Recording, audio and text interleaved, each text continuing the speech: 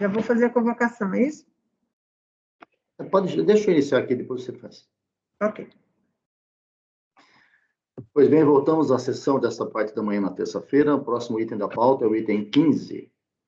A recorrente é Perdigão Agroindustrial S.A. e a relatoria é minha. Eu peço a presença, que a Ana Tereza traga a presença do Dr. Oscar Santana, que vai fazer sustentação oral. Por favor, Ana Tereza.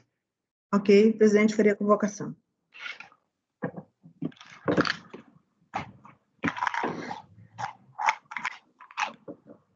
Item 15 de 80 pauta, Dr. Oscar, situação será ajudada. Por favor, fique no link enviado no chat.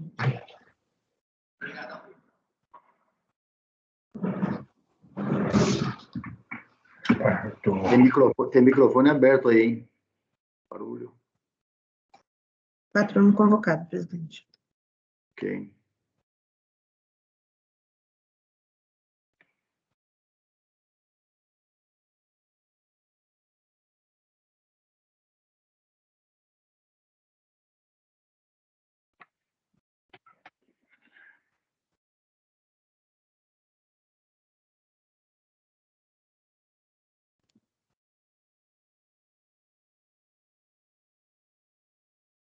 Bom dia, doutor. Oscar? Boa tarde, presidente. Prazer em revê-lo. Bom dia. Bom dia. Bom dia. Prazer em revê-lo também. Nós vamos fazer o julgamento do processo sobre a patrona da Perdigão, é da minha relatoria, o item 15 da pauta, é um paradigma, e depois tem o repetitivo no item 16. Perfeito, presidente. Vou fazer um breve relato, depois o senhor tem o tempo para a sua sustentação. Só um minutinho, por favor. Já disponibilizei aos colegas o processo.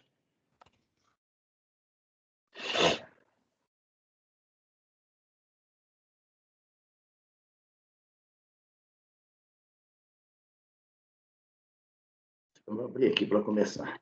Bom, iniciando então o relato, é um recurso voluntário contra uma decisão da DRJ Florianópolis, trata-se de Perdicomp, qual a delegacia de julgamento lá de Florianópolis negou o provimento, deu provimento parcial, manifestação de conformidade, interposta pela recorrente, em relação ao despacho decisório prolatado pela DRF de Florianópolis também. Parte do pedido, então, foi indeferido e acabou motivando o recurso voluntário que foi acostado agora, que o contribuinte traz aqui para sua defesa.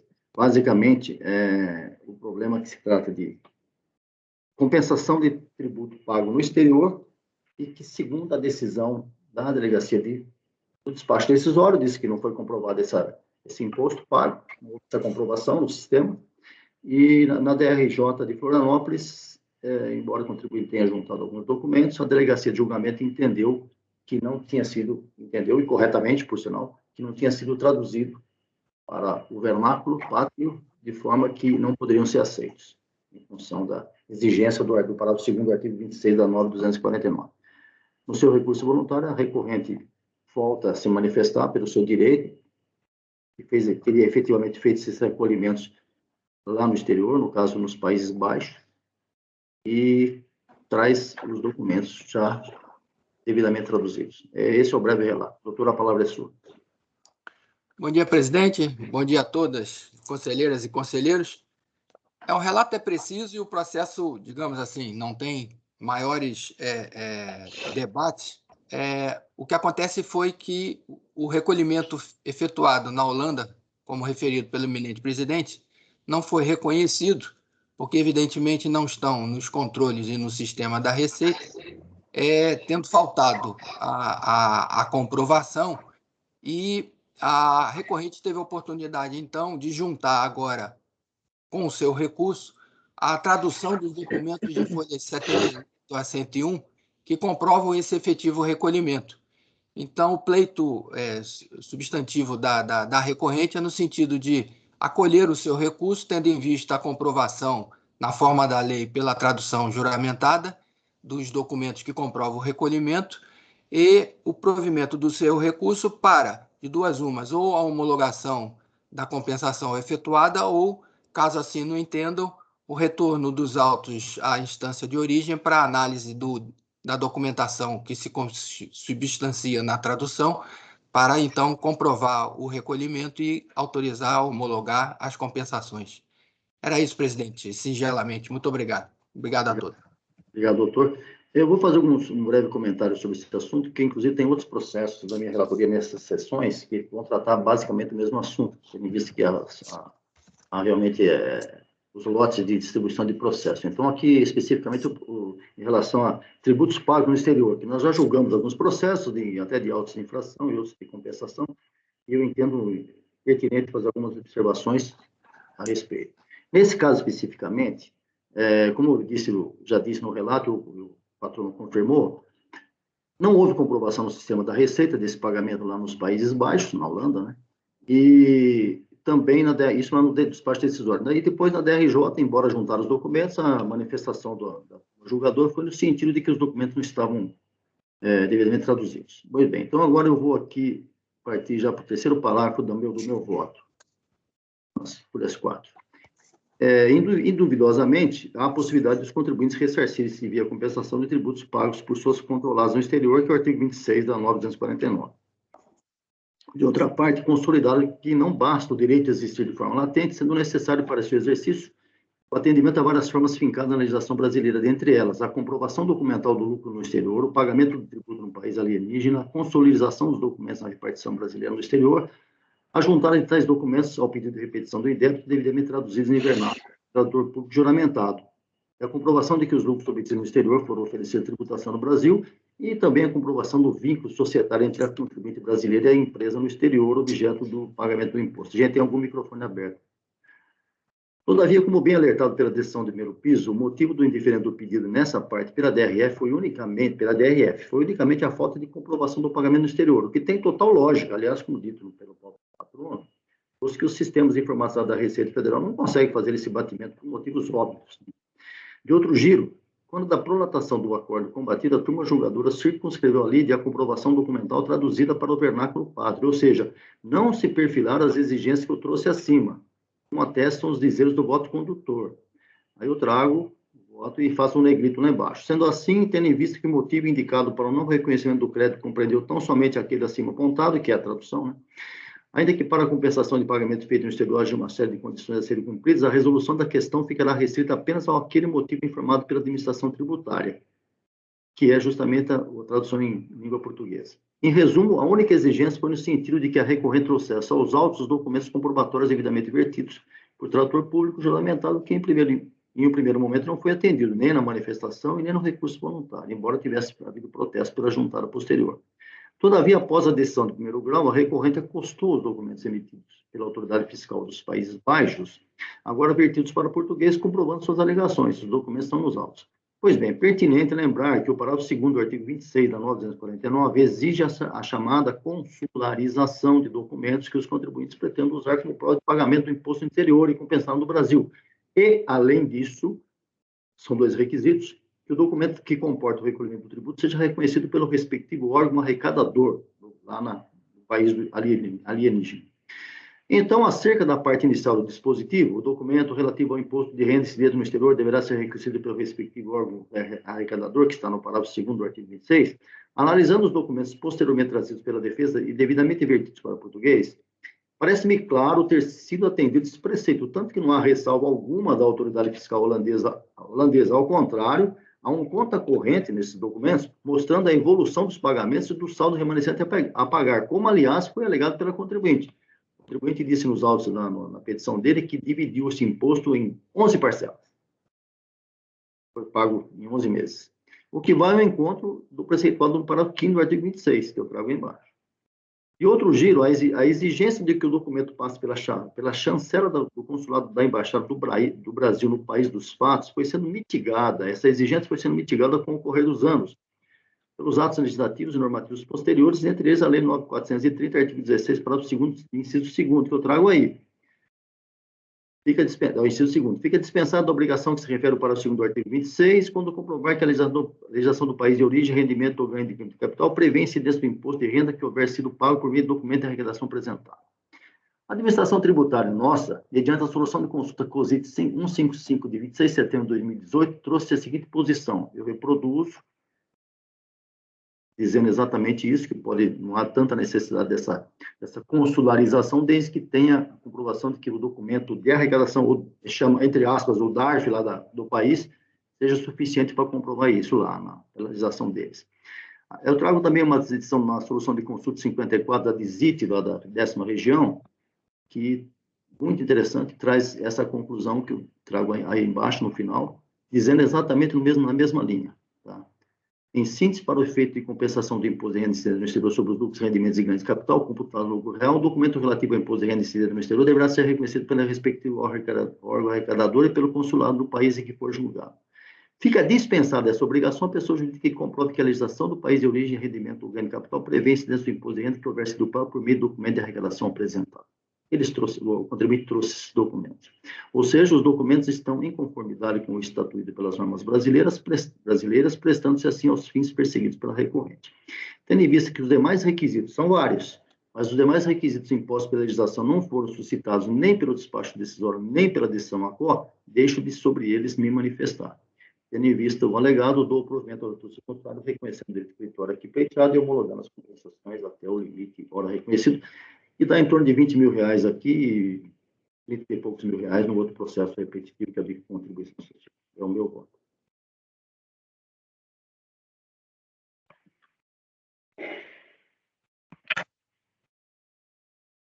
Marco? Microfone. Cortou a liga, cortou, Marco. Não. Tá dando eco, né? Seu microfone está cortando. Você me acompanha ou... Acompanha, presidente. Conselheira Júnior? Com relator. Evandro? Com relator. Luciano? Acompanho, presidente. Iago? Com relator. Bárbara? Eu também acompanho, presidente. Mauritânia? Eu acompanho o relator, presidente. Então, unânime, dado provimento ao recurso voluntário. Julgamento encerrado. Entendido, doutor? Perfeito, excelência. É o mesmo resultado para o item 16, presidente? Perfeito. Os valores eu não posso trazer aqui no voto, porque como é repetitivo, os valores são diferentes, mas o 15 e o 16 é o mesmo resultado. Perfeito, presidente. Muito obrigado. Bom dia. Fiquem bem. Muito obrigado. Seguindo, item próxima sustentação oral, agora é o item 28. Luciano, é sua relatoria? Esse processo você já colocou na pasta aí? Sim, presidente, já está na pasta. Tá, NAMBEI, acho que é isso, NAMBEI Industrial. Vai haver sustentação oral, doutora Vanessa. Ana Tereza, por favor, traga a patrona na sala, item 28. Ok, presidente. Doutor Oscar ainda está na sala? Vai ter que tirar, por favor.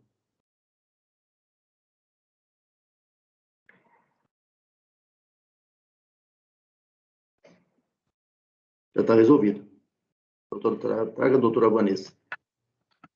Item 28 da pauta, doutora Vanessa, essa questão será julgada agora, por gentileza, clicar no link enviado no chat.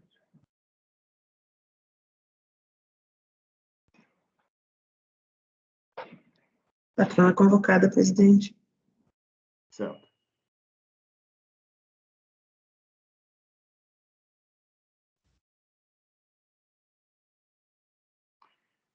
Bom dia, doutora. Bom dia, tudo bem? Bom dia. Seja bem-vinda. Nós vamos iniciar o julgamento do processo, a senhora é a patrona do contribuinte, NAMBEI, Indústria de Condutores Elétricos Limitada, relatoria do conselheiro Luciano. Isso.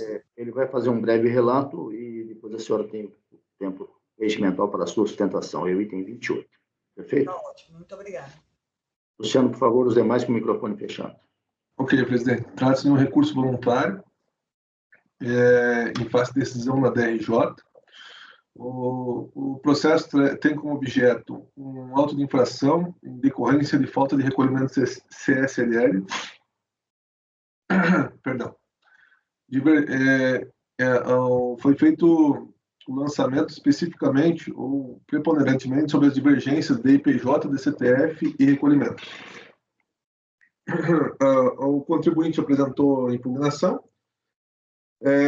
alegando que a intimação deve ser feita no domicílio do patrono, questionou sobre o motivo da ação fiscal, o DCTF foi preenchido de maneira equivocada, os valores da IPJ teriam sido compensados com o PERDCOMP, alega equívoco no preenchimento, o equívoco no preenchimento não caracteriza intuito de ludibriar, haveria afronta aos princípios constitucionais e do processo administrativo federal, não localizou os arquivos referentes à PERDCOMP, a Receita deveria ter chamado a impugnante a prestar esclarecimentos e que não haveria motivo para a qualificação da multa.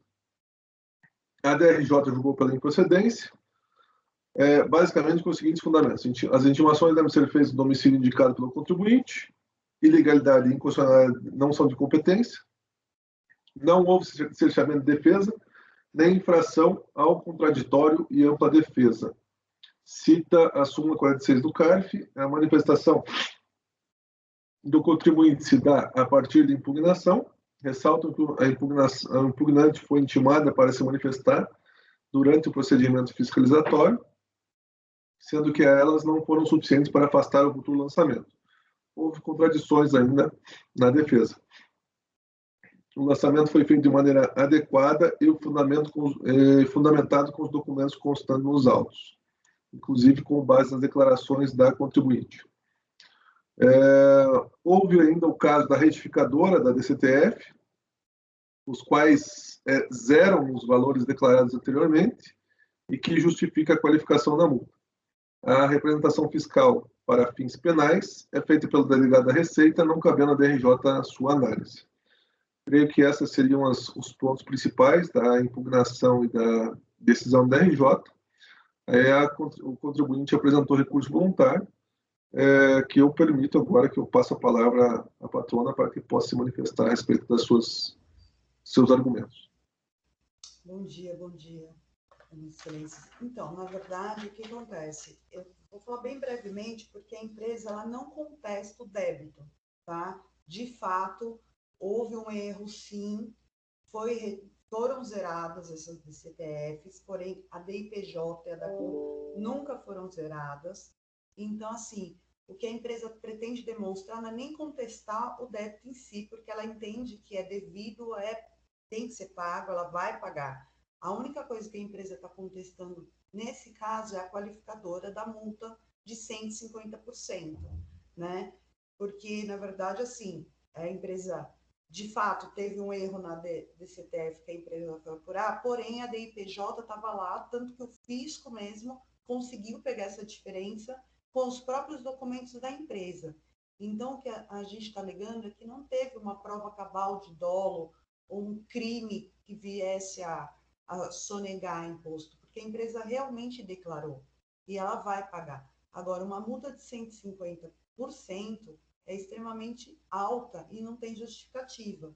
Tanto que eu tenho aqui inúmeros acórdãos proferidos por esse ilustre conselho que falam justamente isso, que isso por si só não é suficiente para qualificar a multa, né? Inclusive, eu tenho um processo que é da 4ª turma, da 2ª turma, da relatoria da excelência Maria Aparecida Matias de Paula, recente, que fala justamente isso.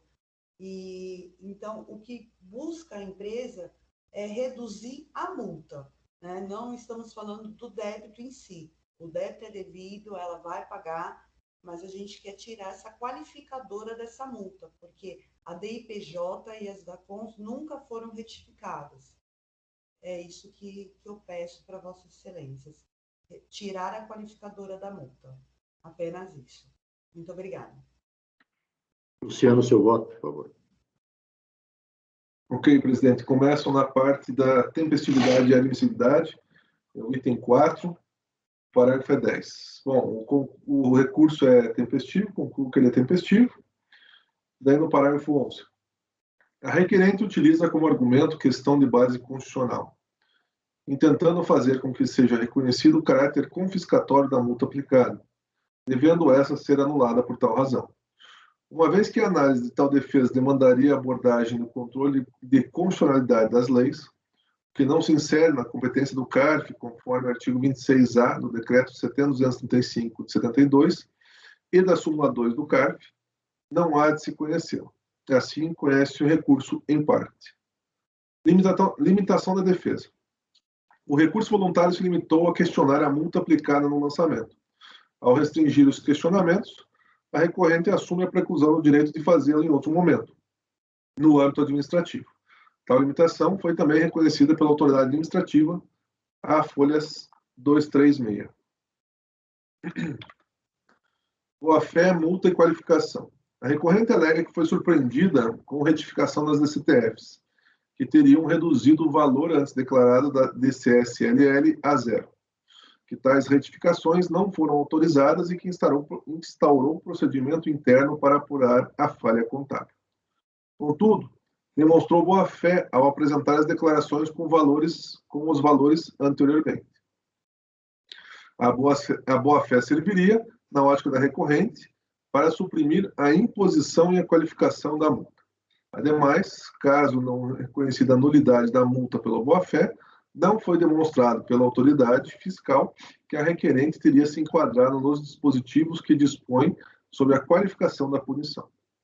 Deve ainda ser aplicada a interpretação mais benéfica, de acordo com o artigo 112 do CTN. Inicialmente, cumpre enfatizar que a recorrente reconheceu que houve falha contábil, sendo, portanto, indevida a retificação das DCTFs, as quais reduziram a zero os valores da CSLL. No mesmo sentido, reconhece, ainda que implicitamente, mas em decorrência lógica de sua afirmação, que não houve compensação ou declaração de compensação em relação aos débitos lançados. Não questionou ainda os valores declarados e lançados, nem tentou comprovar que o recolhimento havia sido feito. De todas essas assertivas, conclui-se que os valores lançados estão corretos, em virtude de seu não recolhimento, ou seja, a obrigação principal não foi cumprida. E não sendo cumprida a obrigação de recolher aos cofres públicos o valor devido, bem como havendo o lançamento, então a multa a ser aplicada é de ofício, conforme procedido pelo agente fiscal. Outra questão que impende analisar é sobre a alegada boa-fé. O cumprimento de obrigações tributárias não pode ser destacado como se constituindo como boa-fé. Tais obrigações são impositivas e devem ser cumpridas. A observância de tais normas é, no mínimo, dever que todos os obrigados devem seguir, sob pena de punição. O presente caso se caracteriza dessa forma. Alguém de um dos departamentos da pessoa jurídica, com acesso ao sistema da Receita, apresentou declarações que o recorrente alega seriam indevidas. Para a análise do crédito e da multa de ofício, se conclui que a atuação do agente fiscal se deu em conformidade com a lei. Em não havendo a comprovação de pagamento, há a cobrança com a multa de ofício. Mesmo que houvesse boa-fé, ela não elide tais cobranças. Quanto à qualificação da multa, ocorre o mesmo. Como visto, não há caracterização de boa-fé. Pelo contrário, a retificação das declarações demonstra a intenção inapropriada de não pagar os tributos. Pelo menos o de impedir ou retardar o reconhecimento do fato gerador por parte da autoridade fiscal, o que se enquadra no artigo 44, inciso 1, parágrafo 1º da Lei 9.430 de 96. Desta feita, adequada a qualificação da multa. Quando a comprovação de que o contribuinte agiu com o intuito de obter vantagem indevida, bem como a aplicação do artigo 112 do CTN, não merecem acolhimento os argumentos da recorrente, pois as retificações de declaração as zerando, bem como as alegações inverídicas que haveria declarações de compensações, demonstra a intenção acima citada. Sob o artigo 112 do CTN, não se está enfrentando dúvida relativa a infrações tributárias. Portanto, não aplicável o artigo ao caso. Diante do exposto, voto no sentido de conhecer parcialmente o recurso voluntário para, no mérito, negar-lhe provimento, de forma a manter a decisão da RJ pelos fundamentos expostos. É o voto, presidente. Obrigado, Luciano. Debates? Alguém quer se manifestar? Levanta a mão.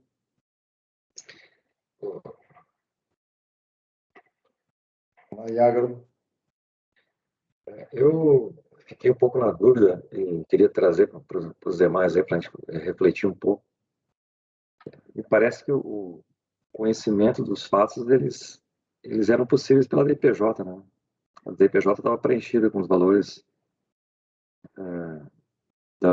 das receitas e dos resultados da empresa, né? Dos débitos, né? É diferente um pouco daquela situação que nós temos quando o contribuinte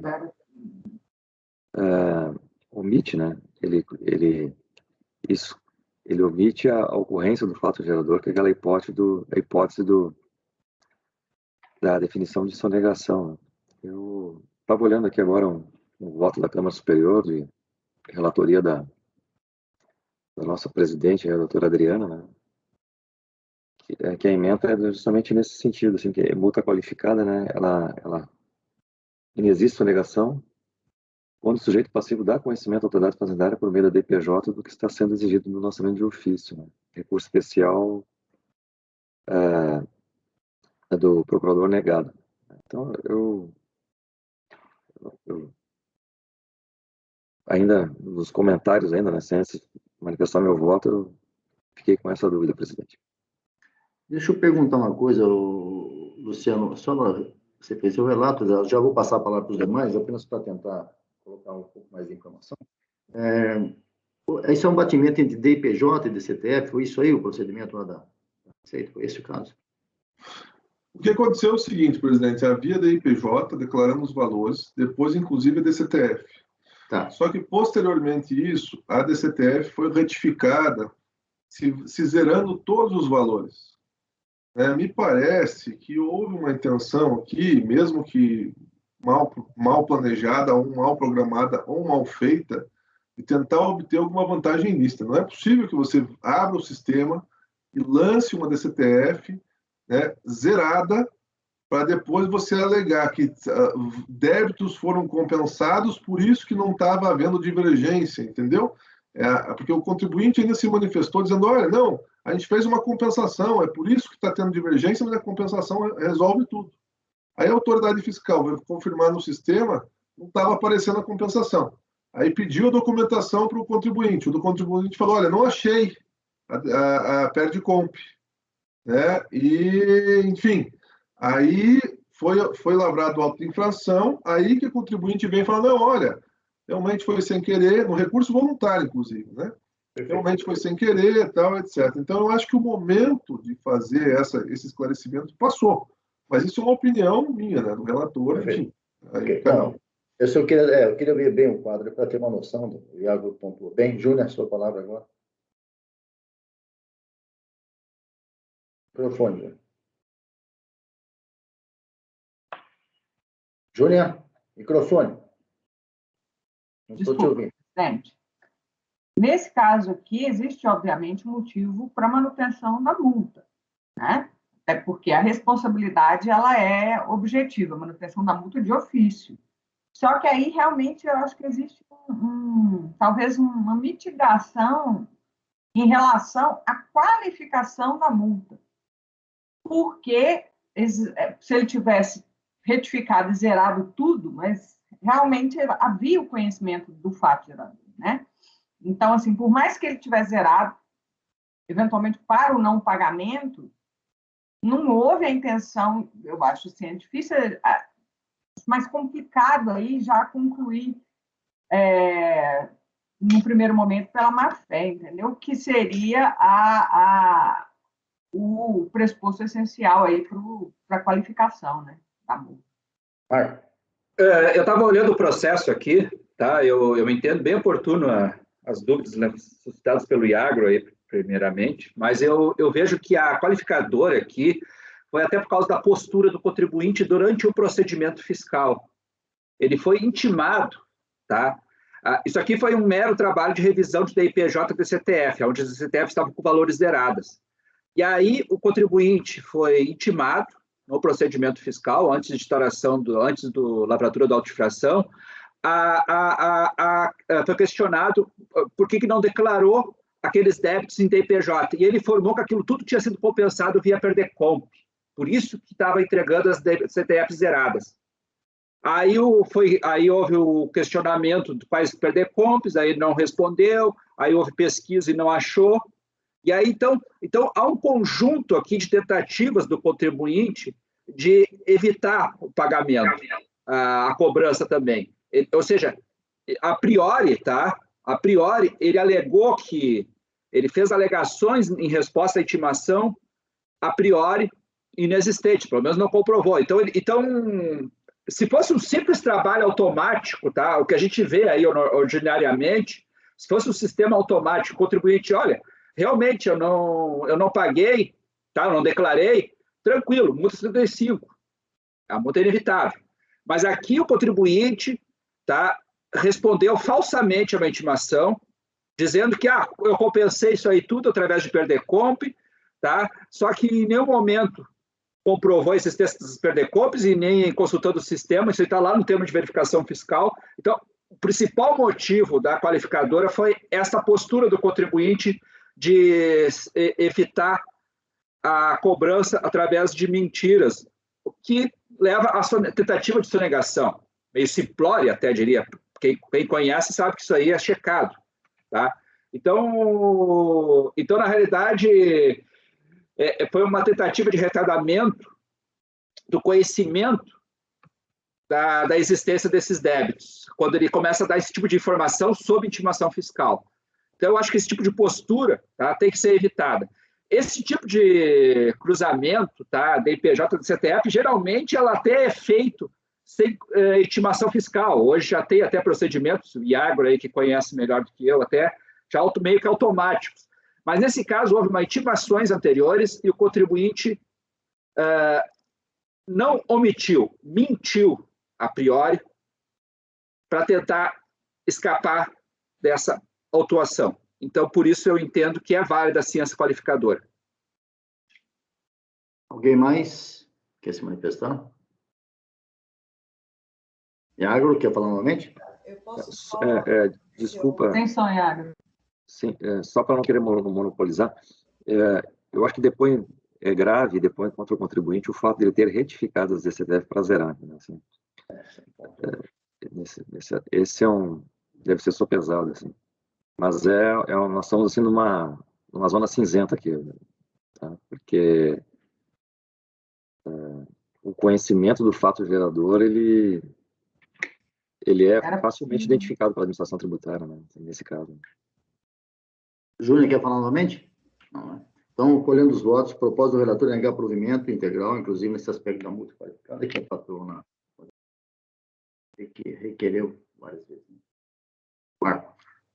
Presidente, eu acompanho, até porque não é muito o fundamento do voto do relator, eu acompanho o relator pelas conclusões até. Júnior. O presidente, nesse caso, eu divirjo, inclusive, especialmente pela questão central. No caso da informação errada, ou o dolo, vamos dizer assim, da DCTF zerada, seria realmente impedir o conhecimento. Mas se isso é feito e ainda assim existe a possibilidade de conhecimento disso pela DIPJ, eu acho que aí fica prejudicada essa argumentação, ou essa fundamentação, que normalmente eu aceito, né, para qualificação, porque quando você tem tudo zerado, você quer realmente impedir a administração de tomar conhecimento, aí tudo bem. Então, aconteceria, mas nesse caso a DIPJ não estava zerada. Então, ainda que durante o procedimento fiscal ele tenha eventualmente informado que está zerado porque eu fiz compensação, etc. A questão o fato gerador é de possível conhecimento da administração. Então, por isso eu divido, com todo respeito. Evandro?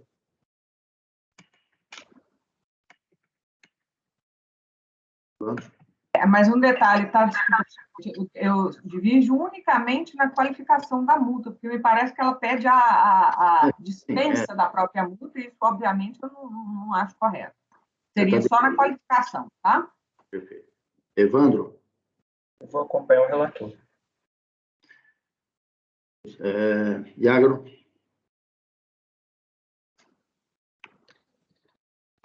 Eu vou divergir, presidente, porque é uma situação diferente daquela que... Você vai divergir acompanhando a Júlia só em relação à multa? Só em relação à qualificação. Pode falar o resto. Não, é porque, de fato, o fato gerador ele era conhecido pela Receita. Bárbara. Eu acompanho a divergência, porque eu também acho que a DIPJ dá a oportunidade ao fisco de conhecer facilmente o fato gerador. Mauritânia. Eu acompanho a divergência, presidente. Eu vou com o relator. Então, aqui nós temos agora um empate. E como há uma tributário em discussão, é favorável ao contribuinte nesse caso. Então, o Iago faz esse voto vencedor, Iago. Sim, senhor. Então, dado o provimento parcial e dos lançamentos e afastada a qualificação da multa, vencidos nessa parte o relator e os conselheiros Marco Rogério Borges, Evandro Correia Dias e o presidente, eu. Designado nesse aspecto para redigir o voto vencedor, o conselheiro Iago e Hugo Martins. Entendeu o resultado, doutora? Doutora Vanessa? Sim. Foi afastada a qualificadora da multa, né? Correto. Eu voto em razão da aplicação do artigo 12 lá da nova legislação. Depois eu redijo aqui direitinho. Muito Julgamento obrigada. encerrado. Um bom dia para a senhora. Bom dia. Presidente. Fala, Luciano. Julgamento encerrado, eu só gostaria de falar uma coisa aqui. Se quiser falar no intervalo, podemos falar no intervalo. Sei que Pode ser. Tá bom. Perfeito.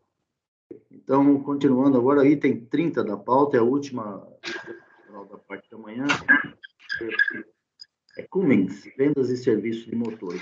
A apresentação do Dr. Henrique. Eu peço à mesa que traga para a sala do patrono, por favor. Desculpa, presidente, qual que é o número mesmo? É o item 30. Ok, presidente, faria a convocação.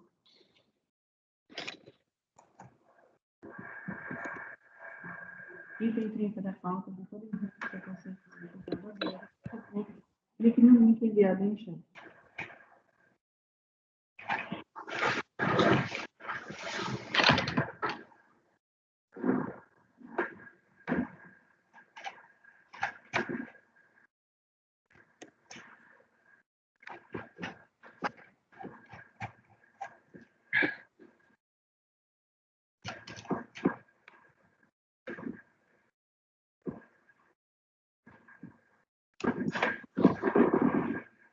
Bom dia, doutor. Bom dia, conselheiros. Bom dia. Você está nos ouvindo e nos vendo? Ouvindo e vendo. Vocês me ouvem?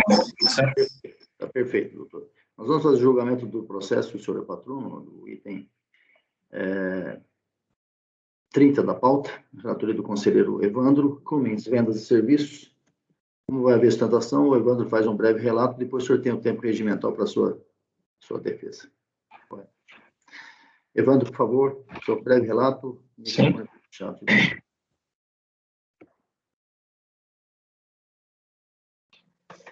É isso.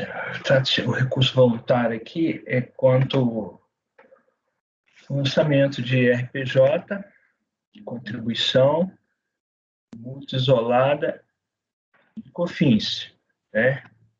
Isso aqui foi uma ausência de recolhimento, né, um batimento dos valores informados na DIPJ, né, e escrituração contábil e fiscal. É apurado as diferenças, foi lançado o IRPJ e contribuição, no encerramento, né, lançado COFINS, e foi lançado a multa isolada, né, sobre os valores não recolhidos de estimativa de RPJ e contribuição.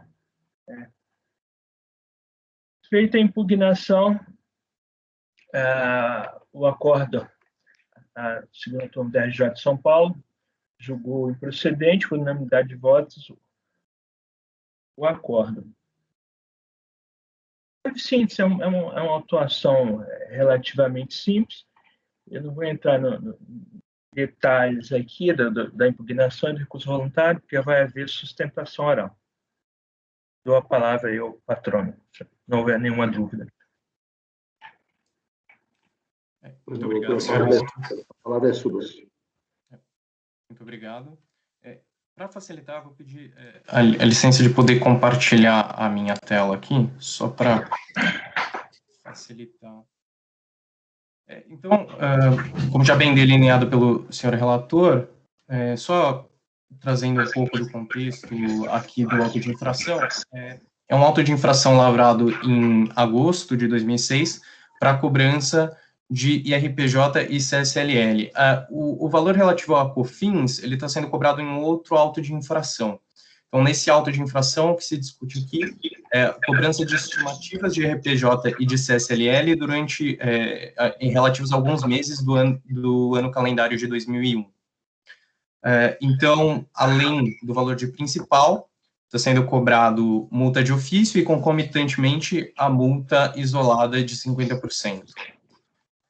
Bom, em recurso voluntário, a recorrente demonstrou as razões pelas quais entende que essa autuação deve ser cancelada.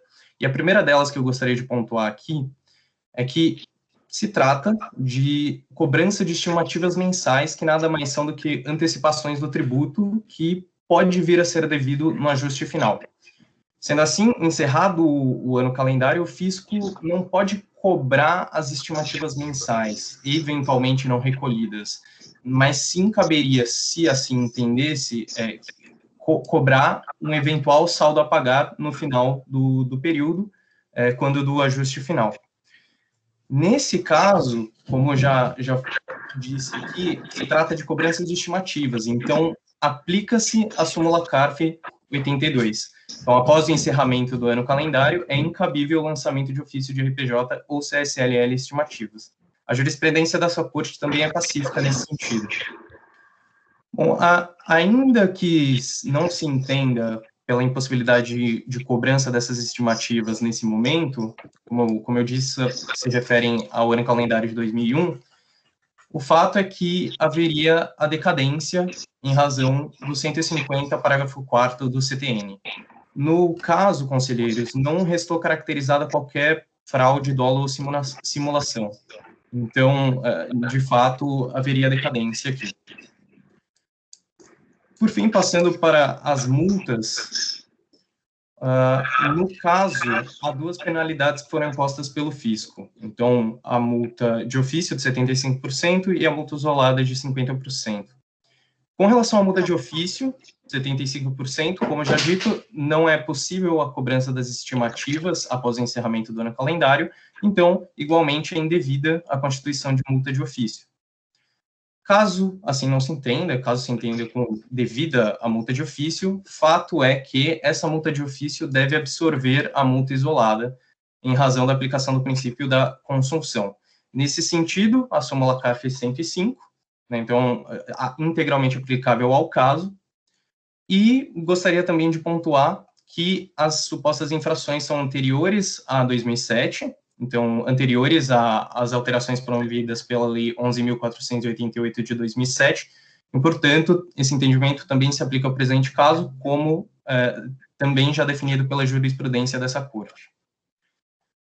Bom, caso não se entenda por afastar a multa de ofício ou não se entenda pela aplicação do princípio da consunção, a multa isolada deve ser afastada porque, nesse caso, a recorrente, ela reduziu ou suspendeu os pagamentos dos tributos por meio de balancete de suspensão e redução no decorrer do ano, e, no final do ano, esses valores pagos, né, no decorrer do ano, foram suficientes para fazer frente ao que seria devido no final do ano, tanto é que a autuação não se trata de saldo devedor no final do exercício. Por fim, eu gostaria de pontuar que a aplicação de juros de mora sobre a multa de ofício fere os artigos 3º, 113, 139 e 161 do Código Tributário Nacional, e, portanto, a recorrente também entende que é indevida. Assim, a recorrente protesta pelo conhecimento do recurso e para que seja provido integralmente para cancelar completamente a autuação fiscal. Assim eu termino minha sustentação. Agradeço novamente a oportunidade de sustentar. Fico à disposição para eventuais dúvidas. Obrigado. Obrigado, doutor. Evandro, teu voto. Vamos ter uma preliminar de decadência aqui, né? A recorrente alega a ocorrência do prazo decadencial para lançar supostas insuficientes de pagamento dos débitos já tratados, contados a partir do fato gerador desses, nos termos do artigo 150, parágrafo 4 do CTN. Observe que a recorrente apresentou a DPJ 2002, informando a forma de tributação do lucro, sendo lucro real, e a apuração do IRPJ e da contribuição anual, conforme reproduzido a seguir na sua DPJ. Logo, o fato gerador do imposto de renda e contribuição no presente caso é 31 de dezembro de 2001. Deduz que o fisco poderia lançar eventuais faltas de recolhimento até o dia 31 de dezembro de 2006, nos termos do prazo previsto no artigo 150, parágrafo 4 do CTN, como consta dos autos. A recorrente foi notificada à autofração em 28 de agosto de 2006, portanto, não havia transcorrido o prazo decadencial para a constituição e cobrança dos débitos acima mencionados. Então, quanto ao saldo lá da apuração de RPJ e contribuição, embora a gente aplique o artigo 150, parágrafo 4º, o fato gerador é anual, não existe fato gerador de RPJ e contribuição mensais, né? Então, o lançamento deu-se antes, decorridos 5 anos do fato gerador. No caso das multas isoladas, aqui eu estou aplicando a súmula CARF 104, né? Que diz que eu vou aplicar, que aplique-se no caso da multa isolada por falta suficiente de recolhimento, o prazo de decadencial previsto é no artigo 173, inciso 1 do CTN. Então, também não há a verificação da ocorrência de decadência. Portanto, não há correção a ser realizada no decidido no acordo pugnado que verificou não ocorreu a decadência para as referidas multas isoladas. Então, ante exposto, rejeito as alegações quanto à decadência dos lançamentos no presente caso. O mérito? Ixi, eu não estou ouvindo. Desculpa. Espera um pouquinho, Evandro. Alguém discorda da posição do relator? Senhor presidente. Sim, Luciano, diga.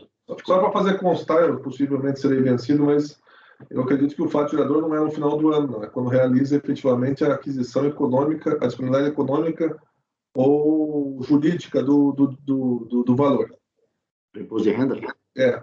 Como é que você mensura isso? Tem que ser no final do ano? A hora que ele recebe. E o custo? Não, aí isso vai ser contabilizado no final do ano. Ok. Divergência nesse aspecto, eu já anotei. Tá bom. Evandro, segue. No mérito. A recorrente surge quanto à cobrança de RPJ e contribuição estimativa após o término do ano no calendário.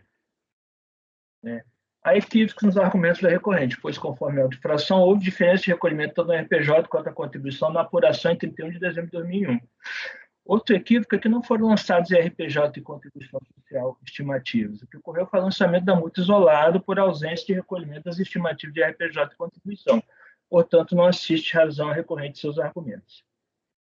A recorrente sustenta que a questão da impossibilidade de aplicação cumulativa das multas isoladas e de ofício. Nesse caso, assiste razão à recorrente de suas alegações. Quando no calendário de 2001, a multa isolada por falta de recolhimento estimativo não pode ser exigida ao mesmo tempo da multa de ofício por falta de pagamento de RPJ e contribuição apurada no ajuste anual, devendo substituir a multa de ofício, nos termos da súmula CARF 105. Por fim, a recorrente insurge quanto à aplicabilidade dos juros de mora sobre a multa de ofício.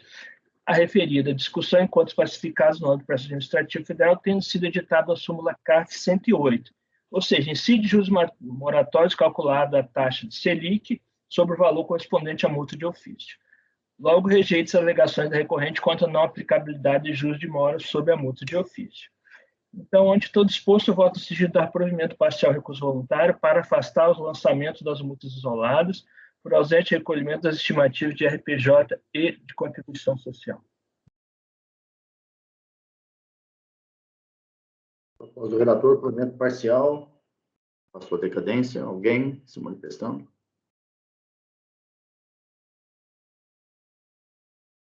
Ocorreu os votos. Ocorreu os votos. Marco? Acompanhe. Júnior? Com relator. Iago? Com relator. Luciano? Coisas estão na decadência lá, presidente, acompanha o relator. Bárbara. Eu também acompanho o relator. Mauritânia. Eu acompanho o relator, presidente. Evandro, qual é o motivo do afastamento mesmo aí da concomitância que você falou? A concomitância de multas lá, não havia alteração da legislação, né? E eu ainda verifiquei a multa de ofício, ela é superior à multa isolada. Então, não há que se cobrar multa isolada nesse caso. Que ano é isso? 2001, 2002. Nesse caso, é a súmula CAF 105, presidente. Perfeito, também acompanho. Então, por unanimidade, provimento parcial. Doutor, entendido o resultado aí? Entendido, conselheiros. Então, só provido o recurso para afastar as multas isoladas. Isso. Tá, perfeito. Entendi. Muito obrigado, doutor. Muito obrigado. Bom dia para o senhor. Tenha um bom trabalho. E julgamento encerrado. Ana Tereza, eu vou dar um intervalinho de 5 minutos para café. Ok, presidente. Gravação interrompida.